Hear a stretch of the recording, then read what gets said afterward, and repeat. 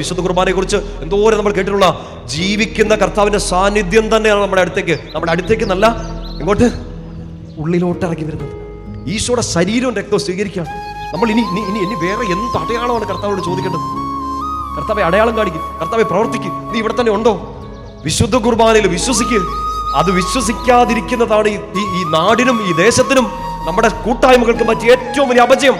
ഇത്രയും കർത്താവ് അടുത്തിറങ്ങി വന്നിട്ട്, നിയമാവർത്തനം 4:7 മുമ്പേ നമ്മൾ പറഞ്ഞു, ദൈവം ഇത്ര അടുത്തിറങ്ങി വന്ന് ഇങ്ങനെ ഒരു ശ്രേഷ്ഠ ജനതയാക്കി നമ്മളെ മാറ്റിയിട്ടും എന്നിട്ടും നമ്മൾ ആ ബലിപീഠത്തോട് ചേർന്ന് നിൽക്കുന്നില്ല.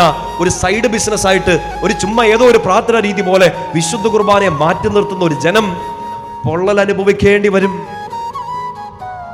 പറഞ്ഞേ ഹല്ലേലൂയ, പറഞ്ഞേ ഹല്ലേലൂയ. നമ്മുടെ ജീവനുള്ള കർത്താവ് ഇറങ്ങി വരുന്ന ആലയങ്ങളിൽ നിന്ന് ആ ജീവനുള്ള ആരാധനകൾ അവിടെ നടന്നില്ലെങ്കിൽ അത് മ്യൂസിയങ്ങളായി പോകും. നമ്മുടെ പുണ്യപിതാവ് വലിയ ചിന്തകനായ വിശുദ്ധനായിട്ട് സഭ പ്രഖ്യാപിച്ചിട്ടുള്ള ഉടനെ പ്രഖ്യാപിക്കുന്നതാണ്. എന്റെ പ്രാർത്ഥന ആഗ്രഹവും ഇവിടെ പ്രിയപ്പെട്ട ബെനഡിക്ട് 16 മാർപ്പാപ്പ പറഞ്ഞാണ്, the lifeless church is a museum. ആൾക്കാർ കേറും, കാണും, ഇറങ്ങിപ്പോകും.